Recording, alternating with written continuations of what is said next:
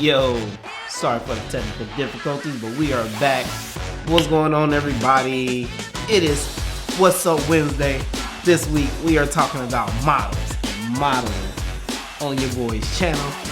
So let's get to the nitty gritty.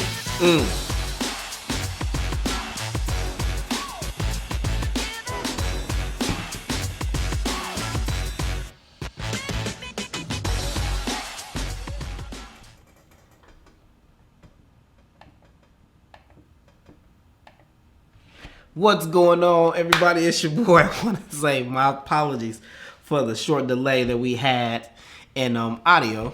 I'm not going to tell you guys what the problem was because you'll probably make fun of me live on YouTube, so we're not going to go there. But yeah, it was definitely user error, and it was pretty stupid why it wasn't messed up. So hopefully you guys can hear me now, and we are off to the races because I know the audio is good because I just put on my headphones. But yeah, that was my bag. So first off, what I want to do is I want to cover with you guys some amazing stuff that's happening right now, and then we're gonna get to our topic today. So hopefully I can help you guys out with some modeling questions. Trust me, I've gotten probably over 100 modeling questions in the past 2 weeks. Everything from posing models to how to find models, so everything. So we're going to get to all of that. We're going to cover it in this session on What's Up Wednesdays. But first, I got to find out who's in the building, because you know we wouldn't never be anything if it wasn't for you guys today. So who we got in the building today? So who we got? We got, hear me loud and clear. That's what's up. DP, Dwayne Pettis is in the building. D Mac is in the building. What's up, fam? Jermaine G is in the building. What's going down? Hero is in the building. It's all good. We all mess up. I know, right? I know. It happens, bro. Where else we got? Jermaine is in the building over there repping NC. Appreciate it, fam. Multimedia Mons is in the building. I don't know where you were from, but that's a long ass name, fam. What else? Who else we got in here? I know we got a whole lot of people coming in.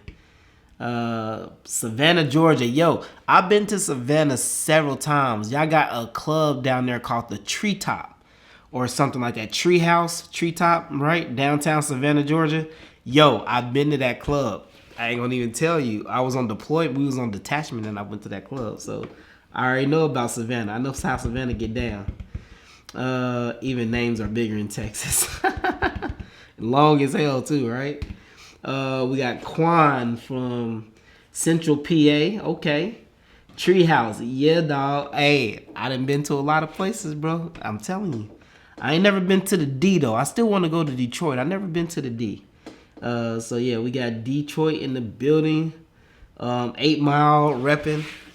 All right, so anyway, I'm not going to bore y'all with that. So appreciate everybody for checking out this week on What's Up Wednesday.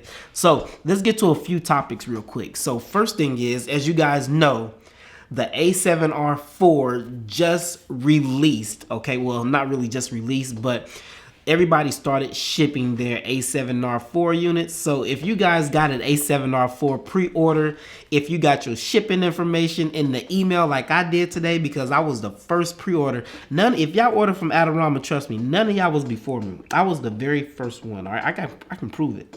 But anyway, if you guys got your email saying that your A7R 4 is gonna be shit, I want y'all to put that in the comments. I gotta see who's all getting the new A7R 4 61 megapixel camera, 10 frames a second. You know, about to stand up there and rival with medium format cameras.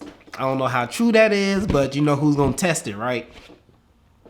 I'm gonna be the first person testing. I'm gonna tell y'all how I'm gonna be testing that too. I got some stuff in the works right now. Hopefully they can help me out, but I got some stuff working with that. So A7R 4, yes, Adorama started shipping theirs. B&H started shipping theirs. A lot of other different places started shipping their A7R 4s today. So I got my tracking information. It's only, I think it's overnight or 2 days, so I should get mine either today or tomorrow. I don't really know. Hopefully one of those days. But yeah, I'm super excited. I am super excited. I'm more excited about the A7R 4 to see how it's going to match up with the 105 1.4 Bokeh Master, the baddest portrait lens on the planet, still to this day. So combining a 105 millimeter Sigma with the A7R 61 megapixels, and also shooting uncompressed. An uncompressed file in the A7R4 is about 122 megapixel file. Man, oh my God, think about the amount of detail that's going to be in that picture. Holy crap. Uncompressed. I shoot all my stuff uncompressed just so I can get that extra detail. And shooting uncompressed in a A7R4, oh, with the 105, oh, yo, I'm about to pick up and kill it and kill it and kill it, pick up and kill it. No, anyway, what else we got? Let me see. I'm thinking about the Sony with the offer. Sony, yep. Canon, man. Yeah, okay. Let's see here. Got it. 105 A7R4, son. All day. So anyway, hopefully you guys got on the track, and or you guys are gonna be getting your A7R4s, because I'm telling you. So one of the things that I'm trying to do right now is I'm talking to Adorama and I'm talking to some other people to see if they will loan me a medium format camera. They do have Hasselblads, like the 50C or X1D.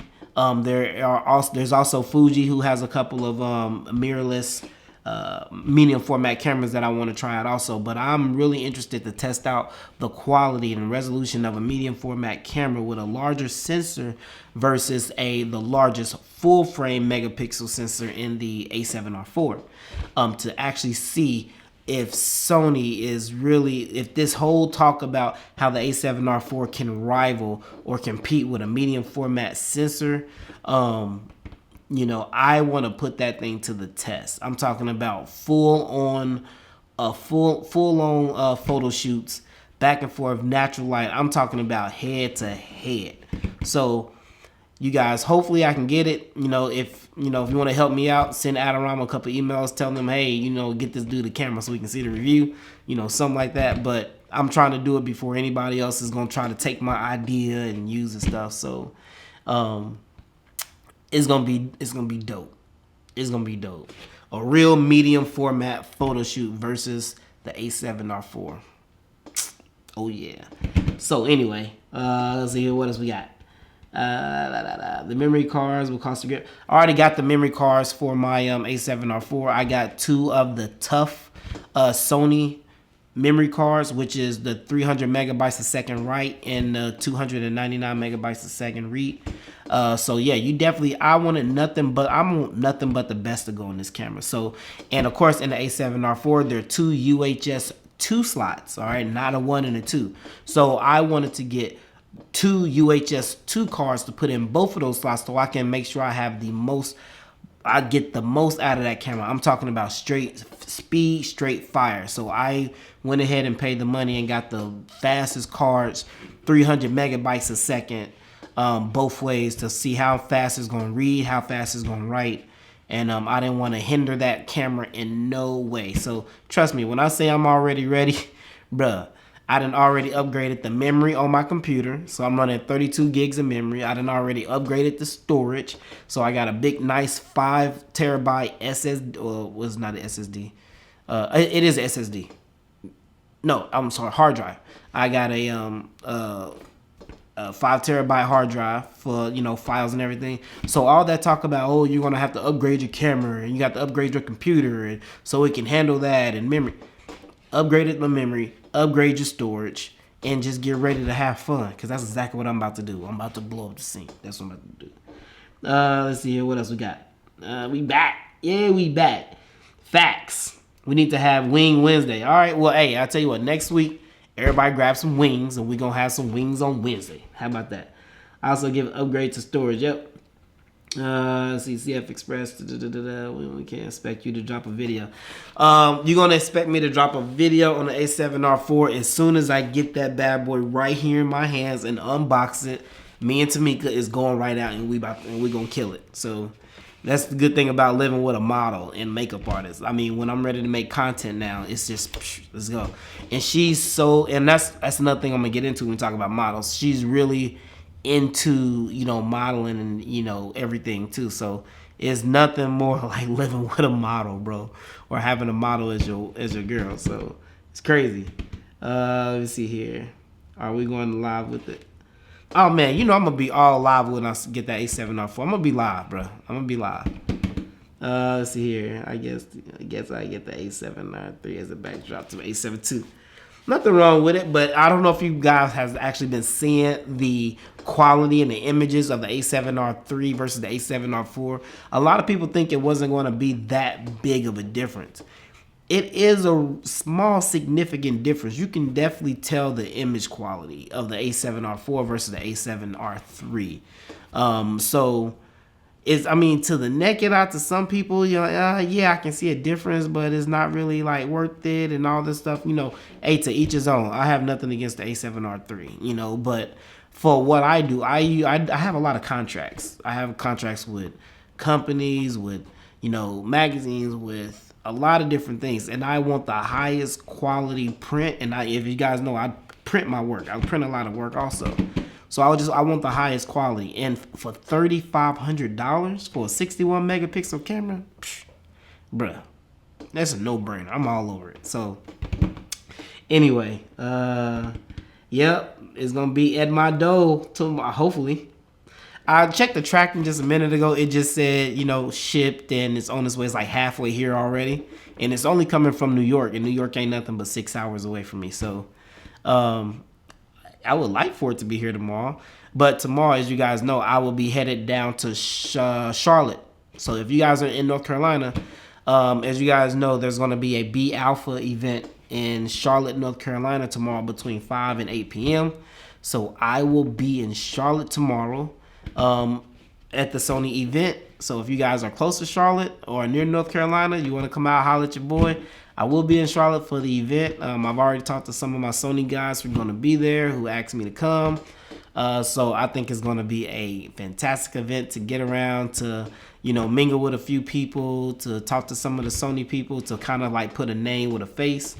And it's going to be good to just chill out for a little bit in North Carolina and, share my experiences, share my expertise, listen to some other people, listen to some of the Sony reps and what they got going on. So I'm really excited for the B Alpha event tomorrow. So, yep, tomorrow I'll be in Charlotte, North Carolina. Holla at your boy. Let's see here what else you got. Nope, not yet. Not full time. Military's not letting me out that quick. So, nope. Military obligations too. Military pays these bills. How you think I'm getting all this stuff? All right, but anyway, so for What's Up Wednesday today, guys. Told you I was going to have coffee today. So anyway, for What's Up Wednesday today we are talking about models, and we're talking about modeling. So I wanted to give some advice. First of all, we're going to talk about, a lot of people was hitting me up on Instagram and Facebook and saying, how do you get models? And I'm an amateur. I'm new. I'm just now starting off, and I'm really having a hard time trying to get models, trying to hook up with models, and things so that such. So the first thing, a lot of people are diving into photography. You dive in head first. It's really good to establish yourself and establish your name, establish your brand and everything first. You don't get a camera and just go out and really just start shooting models. You know what I'm saying? Because you don't want people to feel like, you're wasting their time or thing. You want to have some type of idea of what you're doing. So if you're starting off in photography, the first thing I would tell you to do is talk to some friends, talk to family, get you a few people, who don't mind, taking pictures for you. Do some research on, Instagram, do some research on YouTube, see how photographers like myself and other photographers are doing on-location photography. Maybe you want to be a studio photographer. Maybe you want to be an on-location photographer. I don't know. Either you're going to shoot in or you're going to shoot out. But do some research. Find out how they're doing it. Start to understand your camera. I've found so many photographers out there who have cameras and barely know how to use their cameras. The one thing that you don't want to do when you go to a photo shoot, you don't want to sit there and fumble through your controls because you don't know how to even operate your camera. So let's try to get the basics and things down first before you start jumping in models' DMs and stuff, asking them to shoot. Once you got your camera and stuff down and you kind of have a good understanding about, the exposure triangle and, what the shutter speed does, what your aperture does, what your ISO does, and things like that. And you get that stuff kind of, you start to get it and start to understand how it affects your lighting and what the inverse square law means and all these things that play a factor into getting a good picture. Understand those things first before you start jumping in people's DMs. Once you have that understanding, then yes, contact, friends, family, hey, can you mind coming out shooting with me for a minute or whatever? Then once you start to get a little bit better, then you go out and you ask a few people. Now, let's talk about TFP versus paying models. It's the way that you approach people that is going to get you that's going to give you the ability to shoot with people. Now, this is really important, so I really want you guys to understand this. The way that you approach models or people who take pictures, you will get a better response if you are true, and if you are true to yourself, and if you don't try to put the cart before the horse. All right. Don't try to slide into people and be like, yeah, I've been shooting for this long. I got this going on. Hey, I would like if you come shoot with me. You'd mind doing some trade for prints. When I first started off, I saw that it was so much easier to be truthful and honest and be like, hey, I'm gonna tell you guys how I approach models when I first started off. Here we go. You ready? Hey, how you doing? My name is Brandon. I really don't know a lot about photography, but I really do have a passion for it. And I see you do a lot of shooting. I see you have a lot of pictures on your Instagram or Facebook.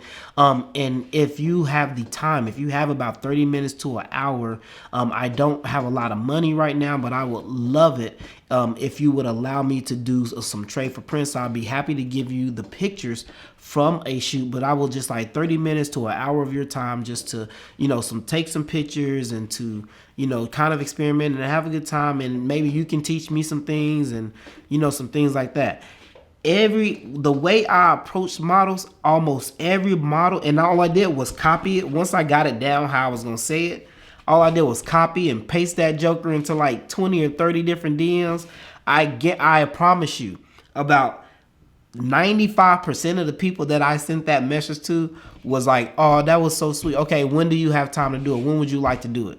That's the response I got out of every model. It wasn't I paid it. Now I have some people who was like, well, unfortunately, I don't do a lot of TFP shoots anymore, but I will be happy to discount my rates for you. You might get something like that also. But that's the easiest way to get models. It's the way that you approach them. Don't approach them like you John Gotti. You know what I'm saying? Like you just got all the answers. That's the easiest way to approach models. It's the way that you approach them. And then once you get your verbiage down, copy that joker and paste it. Now, if you want me to make one for you, hit me up on Instagram. I'll be happy to give you one of my blurbs that I used to use. And I'll send it to you. But it's all about how you approach models. So let's get your approach down. All right. So once you get a good approach down, then we can move forward. So what y'all got? Let's see. That's good about exactly what I did. You can also show up to BC photo walks and shoot like 8 or 9 of my pro models. Yeah, exactly right. Facts. Okay. So anyway, that's how you get models. It's your approach. If you don't have a good approach, you won't get models. Don't send messages in DM saying, yo, you got time to shoot? Yo, you got some good pictures. Let's shoot. Yo. You won't get what you're looking for. All right. You got to come correct if that's what you want, especially people like that. Now, so that's how you get models. Where do you find models at? There's a lot of areas that you can look for models for. A lot of times people use Instagram. If you're going to use Instagram to find models, the best way to do is go up to like the hashtag area where it has tags at.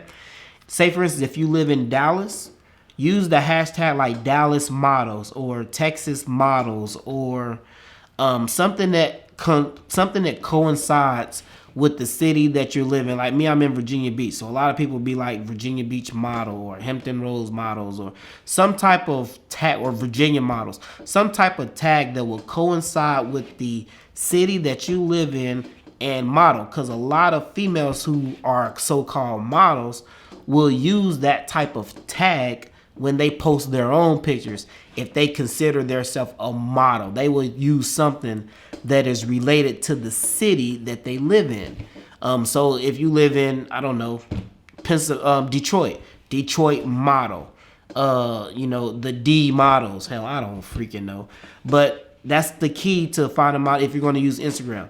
The city, some type of city that you live in, a nickname for a city. Like I'm from Indiana. You can put Indianapolis models, but in Indiana, they also call us Naptown. Naptown models or something like that. You get the idea? City or something related to your city and model, and I bet you a lot of models are using that type of hashtag. That's how you can find that. You can also go to Model Mayhem. Model Mayhem is still pretty popular with models also, to search Model Mayhem. Facebook groups. There's a lot of Facebook groups. So if you live in, like I said, Dallas photography, Dallas models and photography, start joining a lot of those social media groups in your city to find models. That's the best way to do it. And then once your clientele starts to grow, once you start to understand photography, once you are getting your feet wet, once you are actually going out there and putting in work, and not just going out there and shooting, bring what you have back home, study it, understand what you're doing wrong. Is your lighting too bright? Is it too harsh? Is it underexposed? Is it overexposed? What about your composition? How's your composition? Your lighting techniques, the way your model is facing, a lot of those different things. Bring it back, search YouTube and stuff like that, because you can find pretty much anything on YouTube. Figure out how other people are doing it, take it to your next shoot. But you want to keep progressing, all right? It's okay to fail, but you need to fail forward. You need to continue to learn and to learn and to learn in order to progress as a photographer. You can't go out there and continue to do the same thing over and over. You're not going to get nowhere. And ask questions. We know a lot of people don't answer questions, but that's why I started doing What's Up Wednesdays. So fail forward. If you have trouble with it, bring it back, learn it, continue to do it. All right. So let's talk about models. This is going to be a really good subject, and I'm glad everybody is here. Hold on, let me check what we got in here. I need to.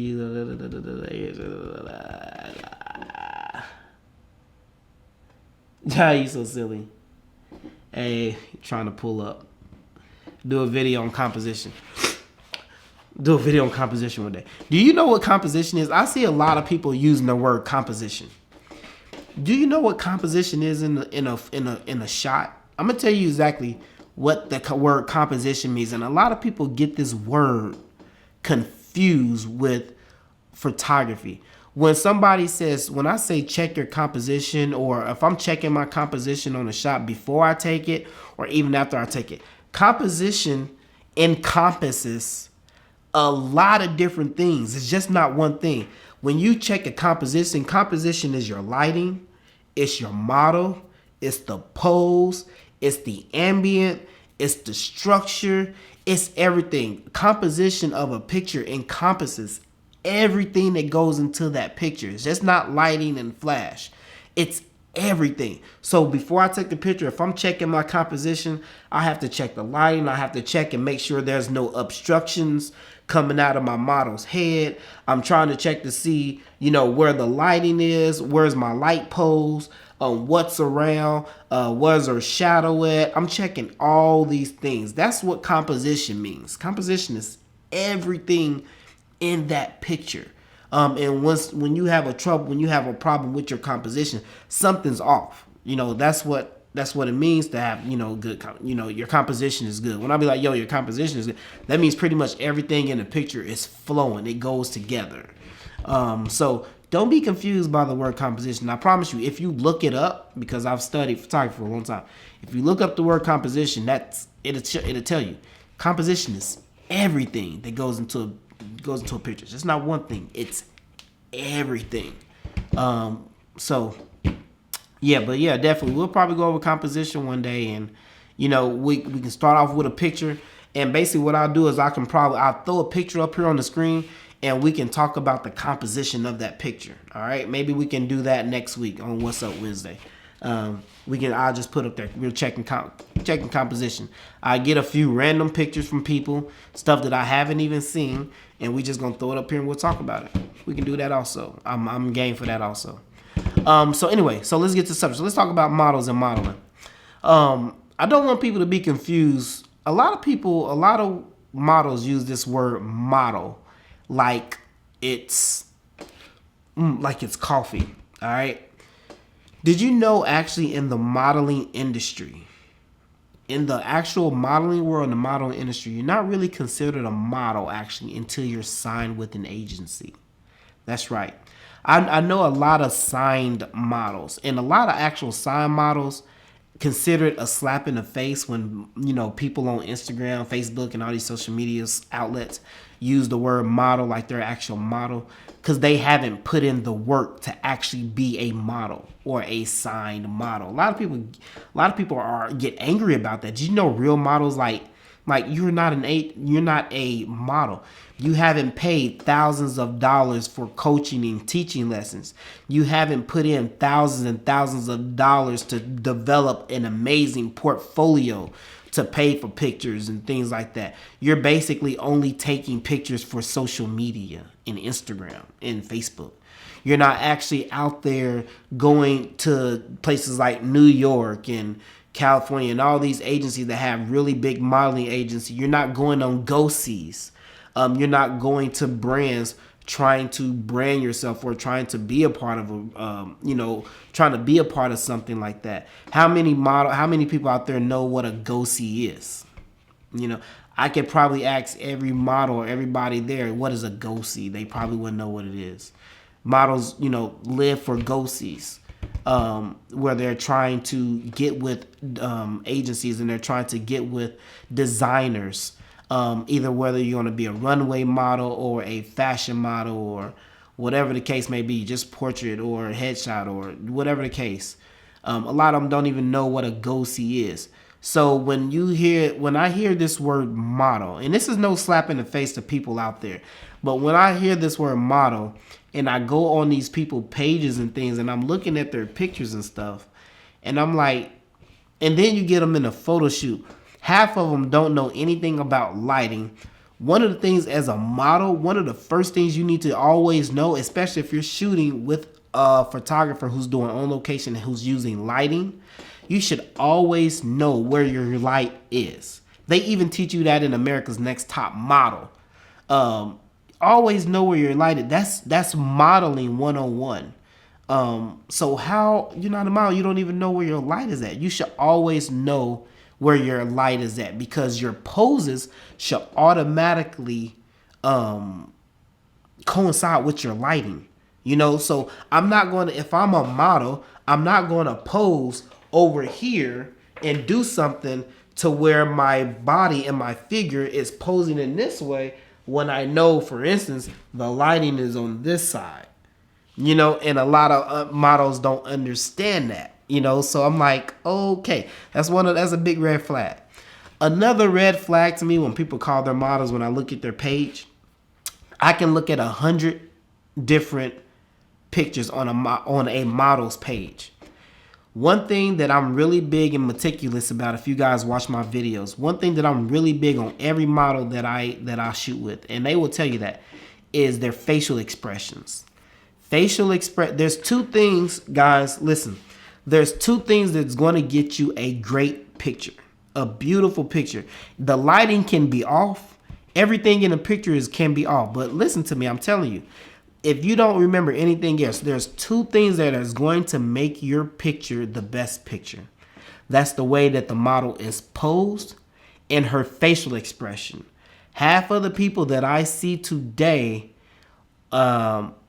don't understand facial expressions. When your model has a good facial expression in her picture, it makes everything for the picture. If you go through my page and you look at my pictures, almost every model that you see on my page, is expressing themselves some kind of way. How many times, if you take a model and you look through all her pictures, how many of her pictures and her facial expressions look the exact same? The exact same. Because they don't understand modeling. They don't understand smizing. They don't understand modeling from head to toe. Through your whole, you got to model through all of this. People don't understand that.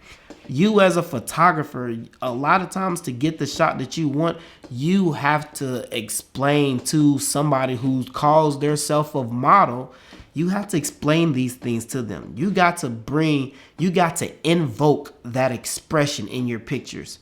If your model is not invoking the expression that you want and you're just allowing them to do anything, your picture will fall flat. It won't be anything. It won't be anything. I have learned that from a long time ago. One of the things that I do with all of my models, and they will tell you, if you're not giving me expression, if you're not giving me charisma, if you're not giving me character, if you're not giving me attitude, I won't take the picture. I won't, because you're wasting my time. I need to feel the expression. I need to feel the energy in you got to bring the energy to my set when I shoot. Otherwise, I won't shoot you. I give you your money back or whatever the case may be, because that's my passion. If modeling is your passion, you need to come out of your comfort zone and you need to model. You need to be a model. You need to give me awkwardness. You need to give me character. Models are actors. That's another thing that I learned. To be a good model, you have to be an actor. You have to learn how to act. You have to learn how to bring out that expression and that energy to get the picture that you want. You as a photographer, you have to understand what they're bringing and you have to bring it out of them to get the picture that you want. You can't be a photographer who doesn't control your shoot. That's another thing that we're going to cover. Is photographers covering your doing your shoot, you're controlling your shoot. So hold up, let me go here. He sound weak. Composing the shot. Yep. Let's see, man. I'm editing your faces. I understand a bit now. From now on, thanks. He said, "I understand now." Absolutely. Go see if you can find my keys. You're so funny. No, man. This is he said nobody talking class. No, because this is the information. These are the type of things that I see day in and day out, and I really wanted to take this time and opportunity to educate and talk to you guys about what's going to help you create amazing images. A lot of times when you see my images and other images, a lot of times it's not about all the colors. It's not about the bokeh. It's not about a lot of that stuff. I like to shoot with models who have energy. I have some of my favorite models, and I ain't gonna tell you some of my favorite models because a lot of my models watch my live shoots. I mean, they watch my live. Like, a few of them is probably watching right now, so they're just not talking in the room. So I'm not gonna say anything about that. But my models know how I shoot, all right, and they know I don't play. That's the way I am. I control my shoot. And you got to give it to me. And you see that throughout all of my photo shoots. That's why I do them. That's why I post these videos. You guys have to control your shoot. You cannot allow a model to dictate your shoot. A lot of times as a photographer, you get caught up in the beauty of a model. That you might get somebody who might be bad. They might come to set and you're just like, oh my gosh, she's bad. Let's go ahead and shoot. And as soon as you get there, you're like, okay, do something.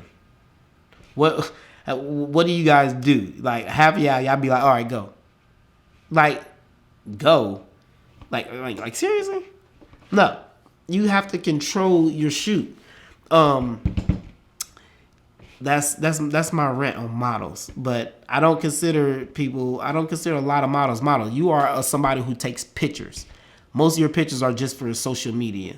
I work with professional models too, who actually have, big, crazy, nice portfolios also, who are trying to break into the modeling industry, who are actually going to agencies working on things, coming back, going back to agencies and actually trying to, break into the modeling industry. How many models have you actually shot? I want to know this from guys on here. I want to know your answers. How many models have all of you actually shot who is actually trying to break into the industry, who's actually on their way to signing with someone, who has, thousands of dollars in portfolio? And that's the thing. If you shoot, check this out. Here's how you catch a model. Here's how you catch somebody. If somebody hits you up and they say, "Hey, I really love your work. I would really like to shoot with you." And you say, "Okay, these are my rates. And let me know when your availability is, and we can work something out." What's the thing that you get? You either left on red. "Okay, thanks for your. I'll get back with you." If a model really wants to shoot with you, if she's really trying to break into the modeling industry, if you are putting out the highest quality work that you can, if your editing is on point, a person can see your work and know how good you are. All right, let's be real. Let's be straight real here. Somebody can look at your page as a photographer and know how good you are. All right, and they try to put a price tag or whatever on your work, whatever the case may be. But somebody already knows how good you are. But if you are a model, if you are working on your portfolio, if you are trying to break into the modeling industry, real models don't care how much photo shoots are. They honestly, they really, really don't. As long as it's reasonable. But if they really want to shoot with you, and if they really want to do it, they don't care how much really your rates are. They will pay. They will pay the highest dollar for the highest quality work because they want that to break into the industry. They need that. I've had plenty of models approach me and was like, "Yo," I've had models come from Philly. I have people come from Montana, as far as South Dakota, just to shoot with me because they wanted the quality of work. Yes, I shoot with other photographers, but it's about the quality, and they need it for their portfolio. So that a lot of times they don't care. But you get people like, "Yo, how much is your rates?" "All right, cool." Then you probably don't really want these pictures for, anything that has to do with modeling. You probably either want it for a birthday, you probably want it for, just to have them. But you really don't want these pictures. You don't want this quality. You're gonna pay for quality. That's just the way it is. Or you can go to somebody else who has lesser quality. That's just the way it goes. But I'm not going to shortchange myself. I pay too much for my equipment and the stuff that I have in order to just, do a bunch of trade for prints. I don't need TFP shoots. I have models on standby waiting to shoot. I don't need that. But you can't allow you have to take ownership of your photography. Stop doing all these free stuff and start doing your thing. If they don't want to pay, then okay, that's fine. But don't shortchange yourself, and up your quality. That's just the way it goes. Let's see here. Do you answer your DM? I answer my DM on my Instagram pretty much all the time. I have a certain time during the day where I answer as many DM questions as I can. So yes. Reasons why I can't bring myself to pay for models to take pictures. We can do TFP, but that's about it. I'm cheap. You down for TFP? Boy, Mike is on the road. Nice. These things aren't cheap, and hey, that's the way it goes, man. Things aren't cheap. How you gonna pay for your equipment? Yeah, you can just do it and bite the bug and put it on the credit card, and that's about it. But no. Yeah, I mean, if you're using, I don't understand why people go out and get A9s and all this other stuff and they're not using it, professionally. I mean, you're just going out and do a regular photo shoot with it. Do something with it. Get your money back. Start charging. Get out there. Build your brand. It's money out here for everybody. It's enough money out here for everybody to eat. That's the way I look at it. It's just about how hungry you are. That's what somebody told me one. That's how somebody told me one day. He's like, "Yo, it's money out here." Somebody that's really up in the industry. He's like, hey, there's money out here for everybody. It's just really matters how hungry you are and how bad you want to eat. That's just the way it is, bro. So that's why I took on a lot of different things as a photographer.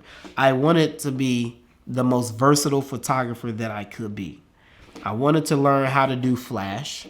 I wanted to know more about natural light.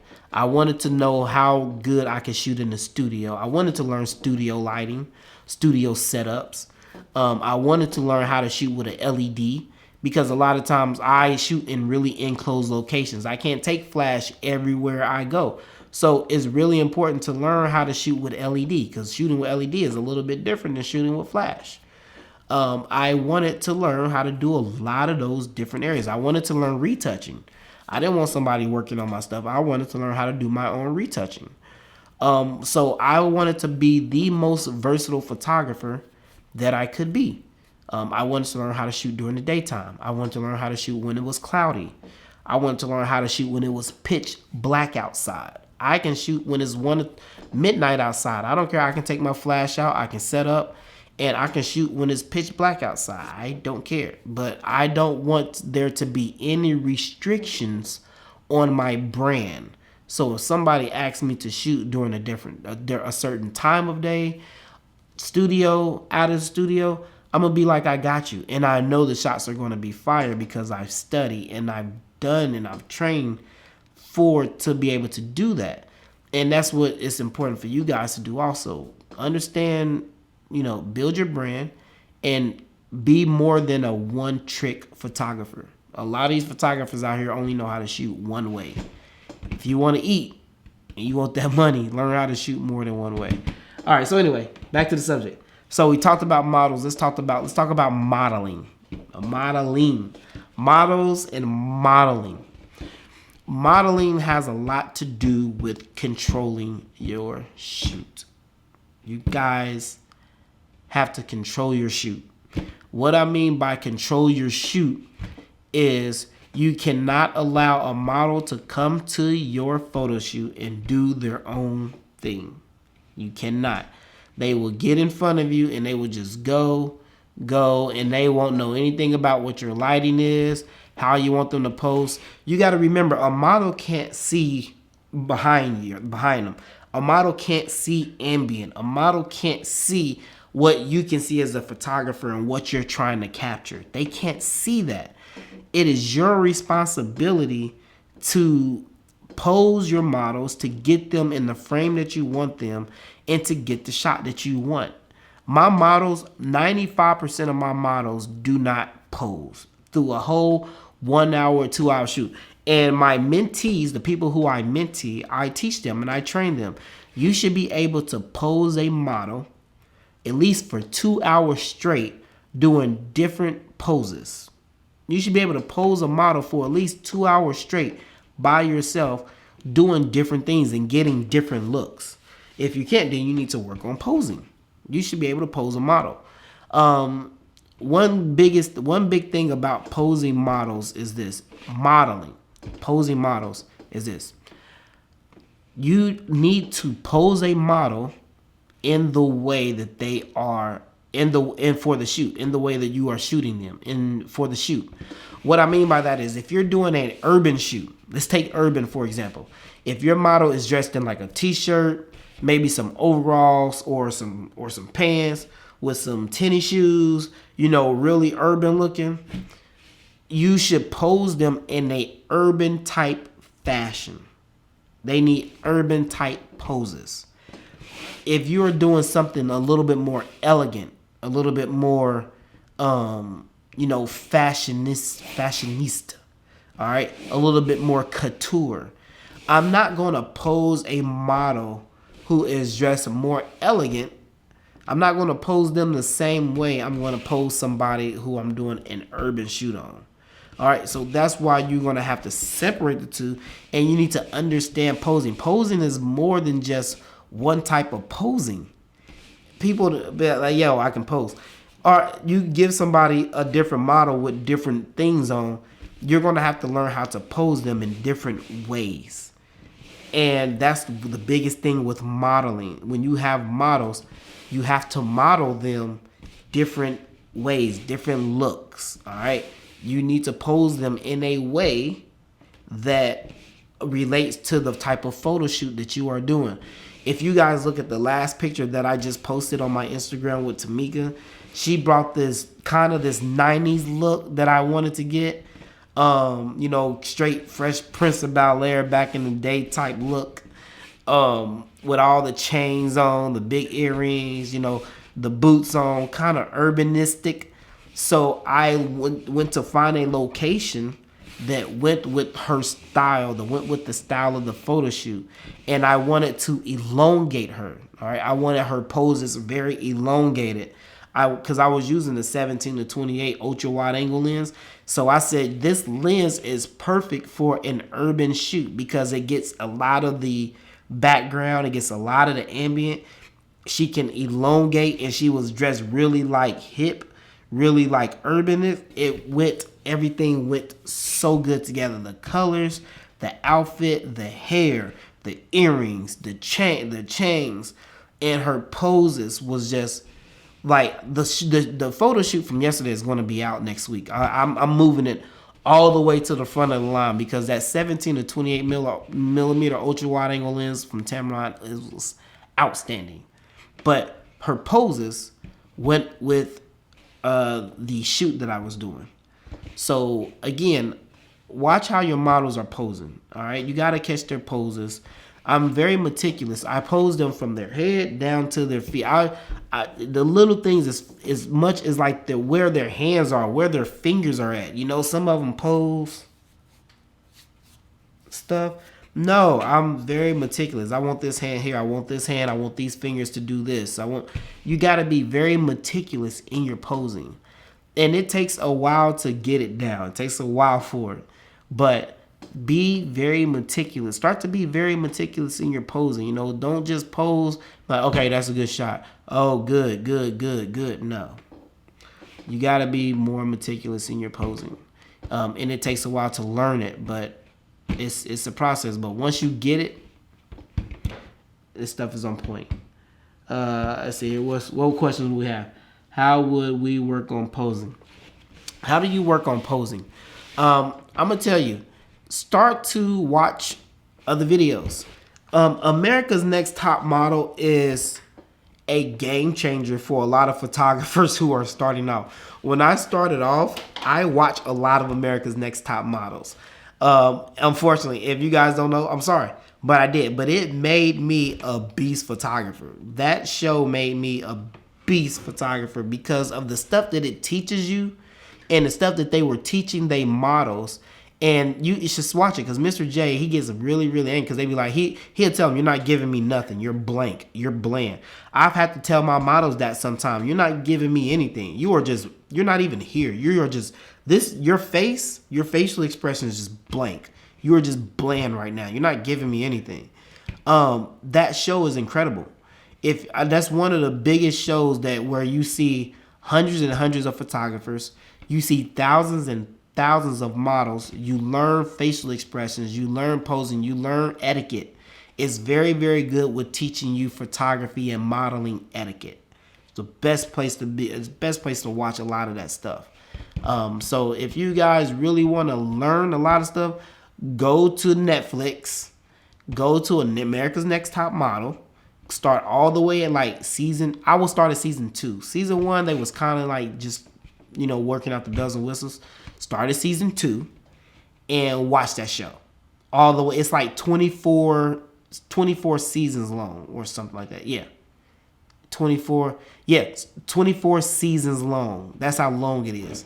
It's a lot to learn, and you learn a bunch of stuff. I guarantee you. That's the best place to look. And then look at YouTube videos. Look at the way a lot of us pose. Look at the way we talk to our models. Look how we interact with models and things like that. So a lot of information out there to help you, learn how to pose. But the biggest thing, use your imagination. Listen. We're guys. I think there's females in here. We are guys. So think of it like this. You know what you want to see in a beautiful female. You know the way a female, you've seen posing before somewhere.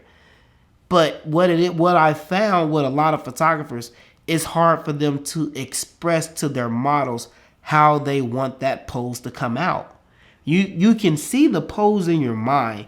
You can look at somebody, you can look at how your model is dressed. You can see the dress that she has on, or you can see the outfit. And you can visualize, as a guy too, you can see it in your mind. What the problem is, it's hard for you to express it and to act it out and to tell your model exactly how you want that pose. That's the problem. That's what you have to work on that. You have to come out of your shell too as a photographer. You can't be a shell. You can't be scared to talk to models. You can't be scared to tell them what you want. Be like, look, I need more from you. I need more energy from you. A lot of my models, I've told them, I'm like, look, this ain't working. This is just not working. Look at my Instagram. Look at my IGTV. One of the models that I just saw recently. I told her in there, I was like, you are giving me nothing. And I posted it on Instagram. Some people felt a certain kind of way, but it was really, really important for a lot of photographers and models to see and understand. And a lot of people was like, yo, this changed a lot of things that I knew or thought I knew just by watching this IGTV. That's why I started coming out with a lot more IGTVs now. Because I am here to try to help teach you how to be a photographer. I'm not sitting here doing a lot of editing and a lot of that stuff because people don't know basic photography. You don't know the basics and you don't know how to control your shoot. So I thought it would be a good idea to start to help you actually how to become a photographer first. Then you can worry about editing and all that stuff. But let's try to be photographers first. You know what I'm saying? Let's learn more about photography. But there's other things that you need to know as a photographer. You need to know posing. You need to know facial expressions. You need to know other areas of photography. And modeling is one of those things. You need to know modeling as a photographer. So really, really important. Funny thing is, Tyra Banks, she took up, like in the middle, she started taking up photography because she wanted to know how it was on the other end of a camera from being a model for 20 something years. So she started taking pictures of a lot of her own models that came to her show. She started being one of the photographers. And it's amazing how, a lot of things she learned from our standpoint of view and what we go through as photographers and what we see. And for her to be on the other side of the camera, she was like, whoa, this is crazy. And then trying to pose and all that stuff, it was a thing. So you have to be on the other side of the camera sometimes as a photographer. And that's what I do to myself also. I put myself on the other side of the camera as a model. You will see me doing crazy stuff. A lot of you guys see me jumping with stuff. A lot of you guys see me acting stuff out with my models because I'm in that modeling type of etiquette. I'm teaching them how to be a model because I tried to train myself about the whole modeling world also, about posing, facial expressions, attitude, charisma, and energy and all that stuff. Because I had the photography thing down. It's the modeling part that I wanted to get down to understand more about. So photographers, you need to understand that other side.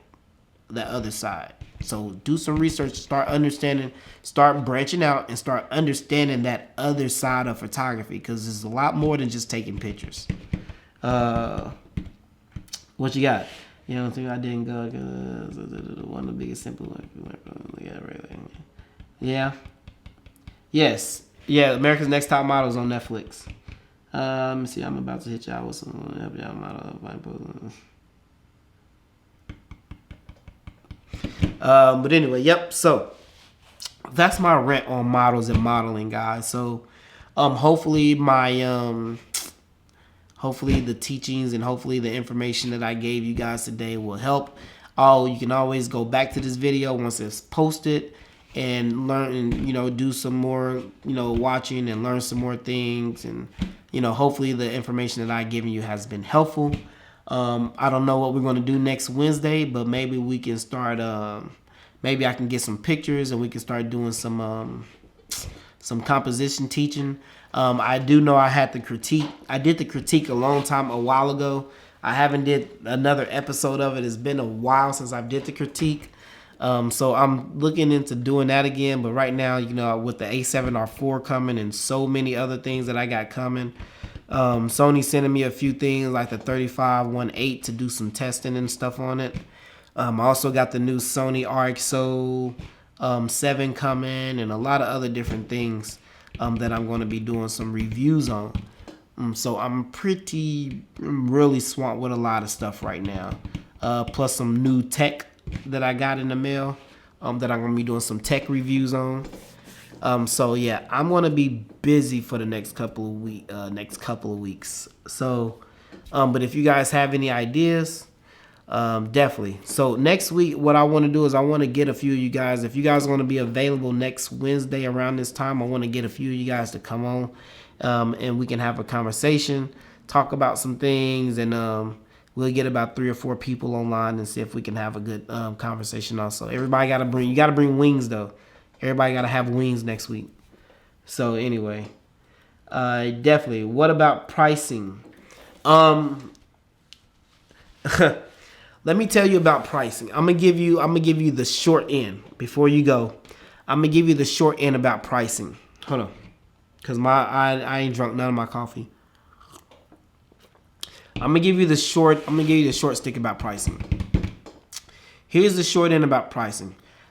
When you price, and I hope you mean like pricing for like your photo shoots, how much you charge models and stuff like that.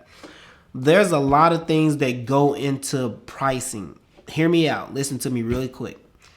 When I set my pricing has a lot to do with where you are as a photographer. Let's address that first.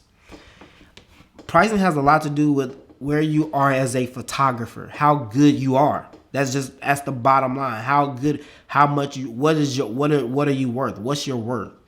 It has a lot to do with that. The quality of one photographer and what they charge is going to be different from another photographer because you guys shoot different and your knowledge about photography is totally different. One of the things that allows you to charge more money as a photographer is the things that you know.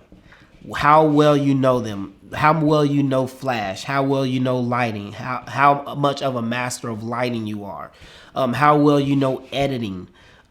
All of these things that you are blessed with and all of these talents that you have as a photographer allows you to charge that type of price. The quality of your work. When somebody looks at your page, what type of quality do they see? All right. Can somebody look at one page and then look at another page and be like, yeah, your stuff is dope, versus other people. So that's it. Here's the thing, if a model came to you right now and was like, hey, I want to shoot with you, and you say, okay, I charge $500, but you don't have $500 quality work, that's one thing. But if your work is $500 worth and she wants to go to somewhere else that's going to only charge her about $100, you want to put it to a point where your quality matches your pricing. When somebody hits, here's the thing, when somebody hits you up, if somebody hits me up right now, they know I charge. They can look at the quality of my work and be like, yo, you're sending me a message for a reason. You know the quality of my work. Did you really think that you're going to hit me up and I'm just going to do your whole photo shoot for free? Did you see the quality of my work? So you're wanting to shoot with me because you want that quality. The problem is you got to pay for that. That's not free. That comes with a price. So I tell them, if you're hitting me up, obviously you like what you see. So that gives me the ability, obviously, to charge a certain price because of what I know, and my type of work. Now, here's the second part of pricing. Pricing also converts or conforms to your geographical location. Who is the competition in your area that you live in? How big is photography and modeling? How much can you charge around your area to actually make money if you're trying to make photography a type of business in your geographical location and where you're at? What is the market like down there for photography and modeling? People forget that so much. If you live in South Dakota, you're probably modeling and photography is probably not that big around South Dakota. There's probably not a bunch of models beating down your door saying, hey, can we do a photo shoot? Hey, I'm looking for a photographer. If you live in like Wyoming, where photography and modeling is not big, you probably don't want to try to charge people $500 and $600 because you're probably not going to make any money because nobody there cares about modeling and photography. But if you live in an area where you have a market for photography and for modeling, your geographical location allows you to start building price points and price matches. But then again, it also converts about your talent and your competition around your geographical location. Now, I'm not saying I'm not saying this for any reason, but I'm trying to get you guys to understand a point real quick. So please, I'm telling you right now, don't take this any kind of way. I live in VA. I live in Virginia Beach, where, during the summer times and things like that, models, it's pretty big around here. It's not big like New York or California or Texas or Dallas or Florida, places where modeling and a lot of beautiful women and stuff like that is huge. It's okay in Virginia. It's okay in Virginia Beach. It's okay for a market. It's okay to establish a market here. But here's the thing. I'm not trying to, please don't take this any kind of way. I know who does photography around here. Not just in here, almost around the entire state of Virginia. I know the biggest, possibly, photographers around my area because I research. I know who does photography, whether it be weddings, whether it be newborn, whether it be portrait photography, whether it be models. I know who the photographers are around here almost in the whole entire state almost. I know if there's any competition around here for me. There's not really any competition around here for me when it comes to photography. So with me knowing that allows me to charge a certain price because I know you're not going to be able to get the quality of work that I produce really from anybody else around here. So if you want to settle for less or settle for, less pictures or less quality, then that's okay. But I can charge what I charge because I know that there's really no competition.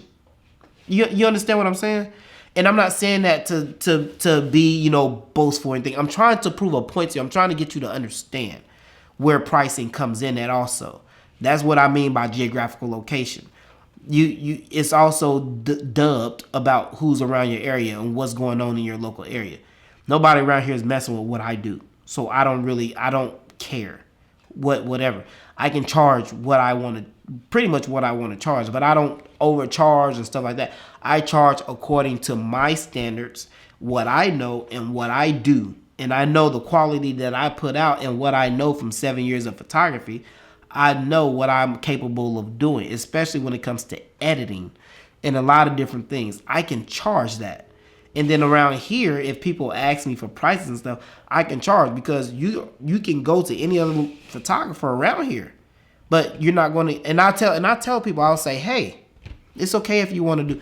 I'll say, hey, go ahead, go out there in Virginia, go Virginia Beach, go to the 7 cities. Go ahead and look around at other people's work. Go ahead. I love for my clients to go out and look at other people's work, and I will tell them, look at their whole portfolio and then come back and look at mine.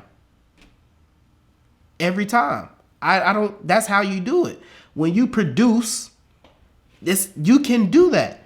I have no problem with clients going out and looking at other people's work. I encourage you, because they're going to come back every time. Be like, your stuff is off the chain. And then YouTube, Instagram, Facebook, YouTube is another social media outlet where I can also tell my clients, hey, if you want to see behind the scenes footage of anything that I've done, here's my YouTube channel. You're more than welcome to go on my YouTube channel and look at my work also. How many photographers around your geographical location can give them something like that where they can also see videos of your work? That's just another edge that you have when establishing your pricing. You know what I'm saying? So I hope that kind of makes sense. I want you guys to really understand this business. It's definitely helpful. But again, it's more pricing. When people ask me about how to price, I get that a lot. How do I do my pricing? There's a lot that goes into pricing. I don't know, because I don't know your competition. I don't know where you live at. I don't know what the quality of your work is.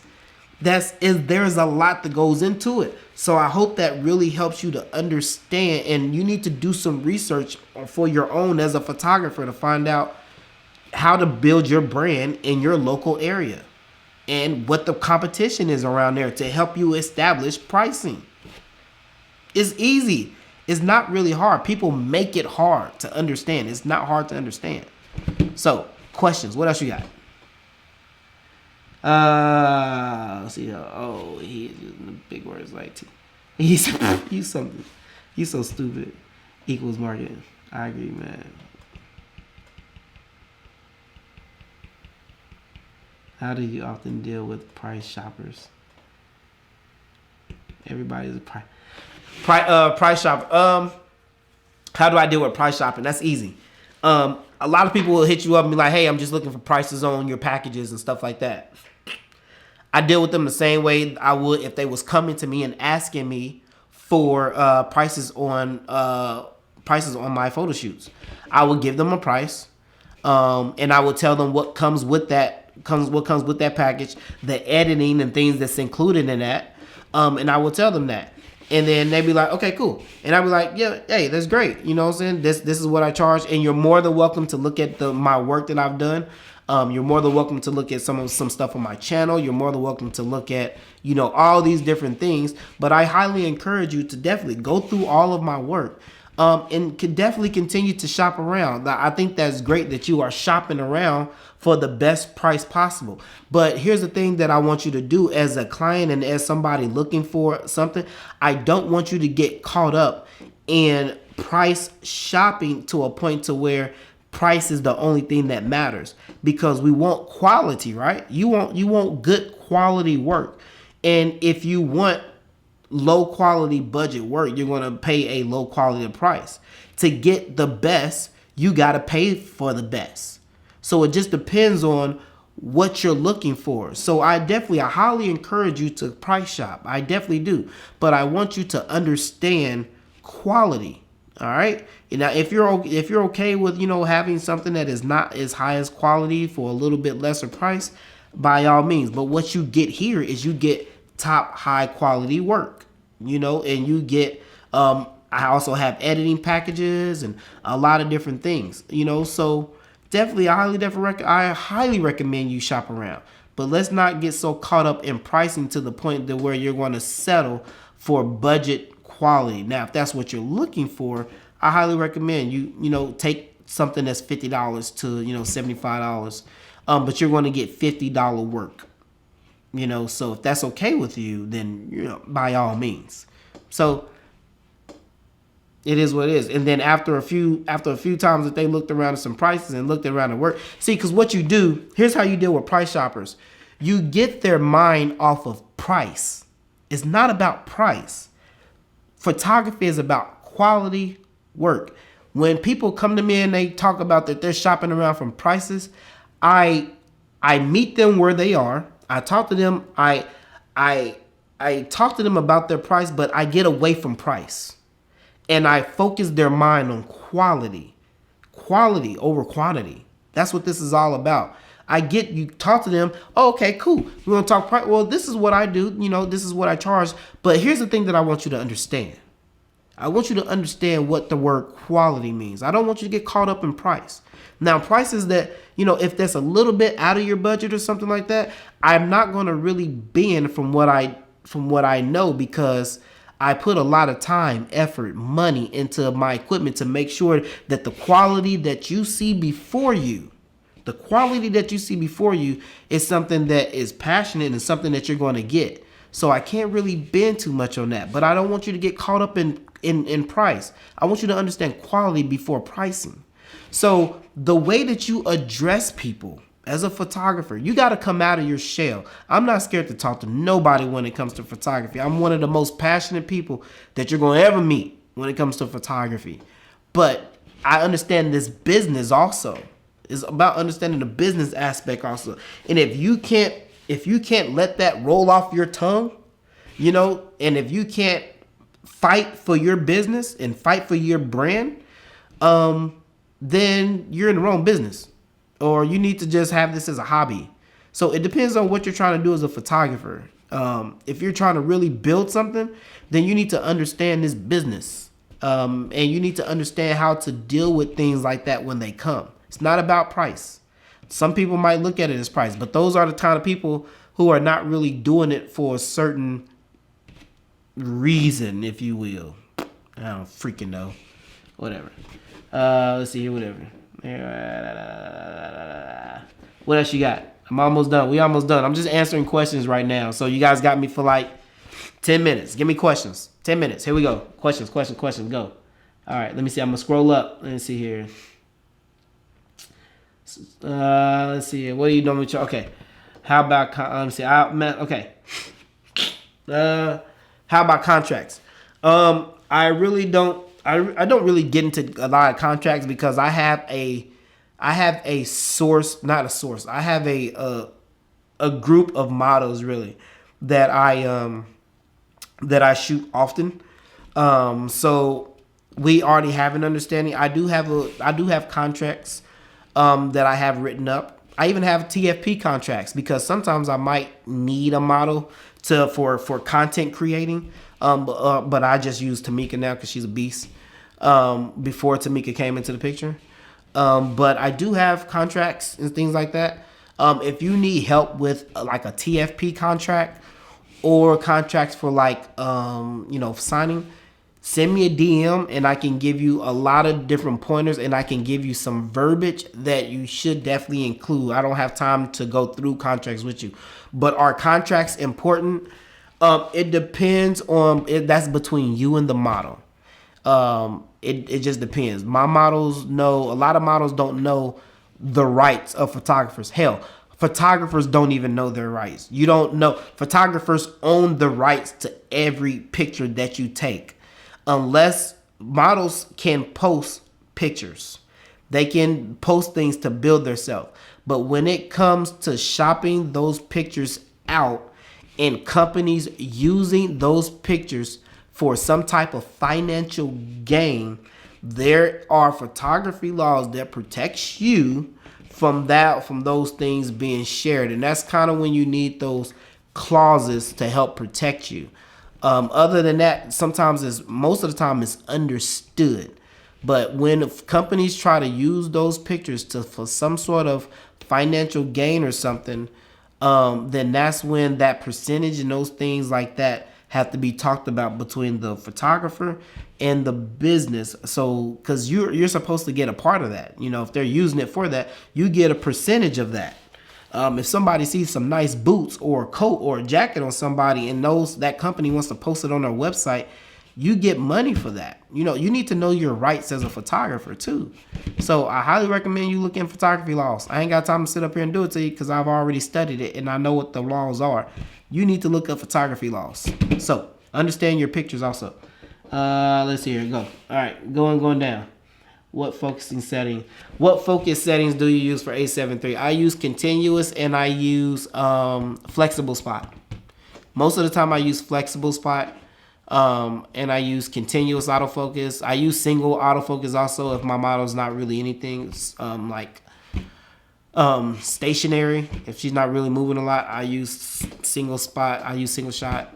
I use continuous. So it really just depends. But flexible spot for the most part. I don't use wide a lot. I know a lot of people use wide. I hate wide because on wide, whatever the camera feels or whatever's closer to the camera and everything, it focuses on everything. I don't like that. I like giving right to the point. So flexible spot is what I mainly use.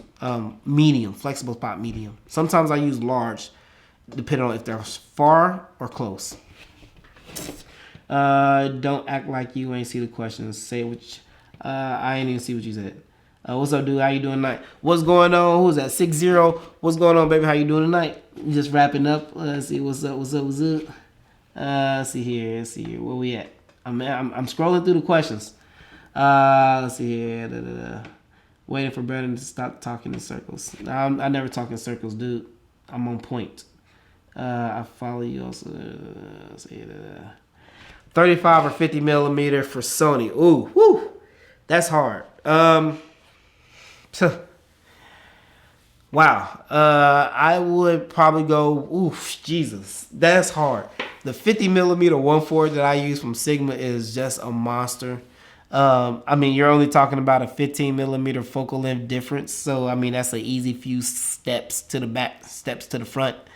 But I would probably have to go with the 35 because the 35, I think, is more of a diverse lens. But, whew, man, that's hard. It really depends.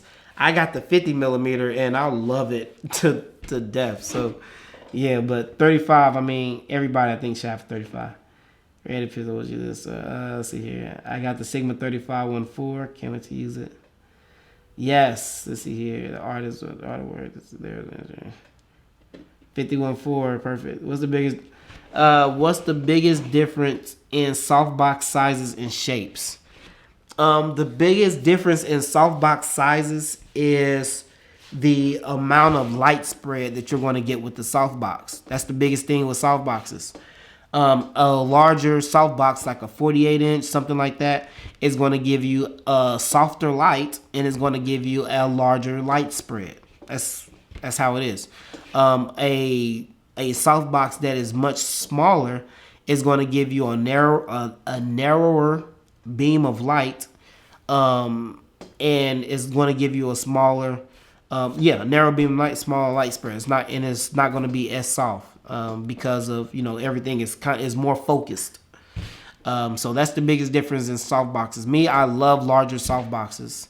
48-inch is pretty much my go-to, or a beauty dish. So my favorite two soft boxes is the 48-inch Easy Lock and the 42-inch beauty dish. Those are my favorite two. So yeah.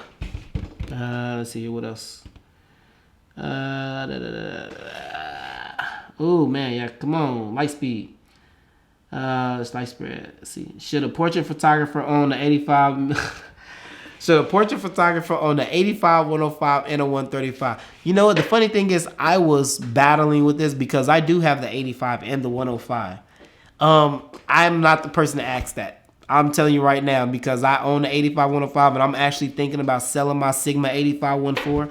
Because I have the 105, and I've been shooting with the 105 like all the time, but the 105 can get heavy, so sometimes I might just want to take out my 85.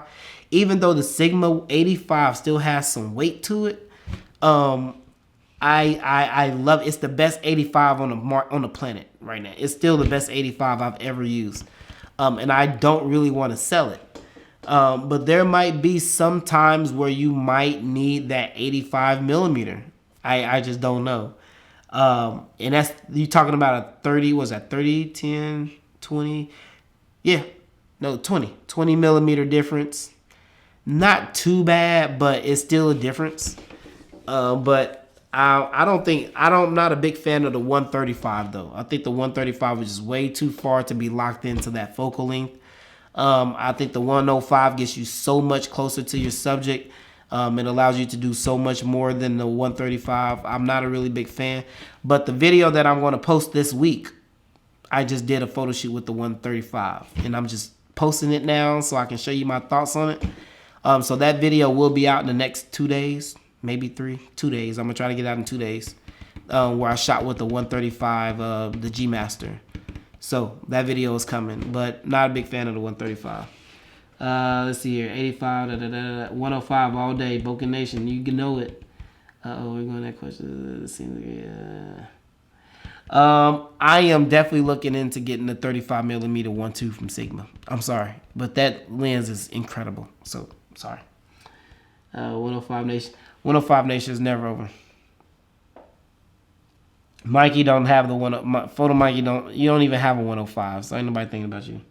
You ain't part of Boca Nation. You gotta have a shirt. Hey, also I just got some more of these in finally, so I can sell the Boca Nation shirts. I want everybody to get a shirt.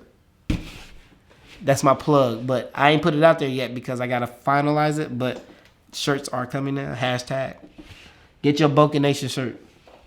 Let's see. I would love the 105 and 135 today. 105 is, yes, 105 is the perfect in between. Absolutely. I'm a poor 85. CC, I'm going to, let me see. I think I'm going to buy a second. Send me the shirt also. I got to get me a shirt from the text, for my text video. Yes. The 35-1.4 Sigma over the 35-1.4 Zeiss all day. There's actually a video that I just saw where a guy did a fully in-depth review on the 35 Zeiss versus the Sigma, and the Sigma blew that 35 Zeiss out. And I kind of figured that because Sigma has a reputation for having the sharpest lenses at a cheaper price. I just don't know how they do it. They produce some of the best quality glass, yet it's half as cheap as Sony glass. It's crazy.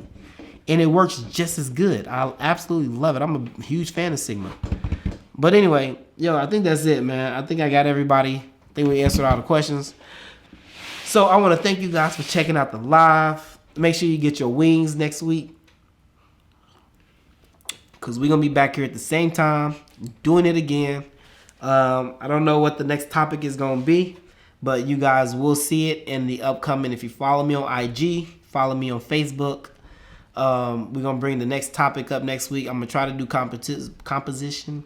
But we had a really nice discussion today. I really liked it. I liked sharing the knowledge. Hopefully this was helpful to a lot of you guys who had questions. If I did not answer your questions, please send me a DM, and I will do my best to answer your questions, all right? So this is a great forum. I love this forum because it gives you the opportunity to ask anything. And I definitely think this is great. So thank you guys for checking out. Appreciate Mikey for stopping by, and who else, everybody else that was in here. Let me see. I have a Rokinon. Yeah, I don't like the Rokinon. Sorry. Wish they had the Sigma. I think Sigma knows that already. They know that how bad people want them to get that 70, 200, 208. They have one that they just came out with for Canon, of course, but they don't have one for Sony. So, yes. This should be let's see, part where you dodged my pricing. I asked your pricing question, man. What are you talking about? But I asked you in the group chat. I can hear y'all so silly. Excellent presentation for sure. Very helpful. Definitely. All right. Well, anyway, yo, appreciate y'all, man. You guys are awesome.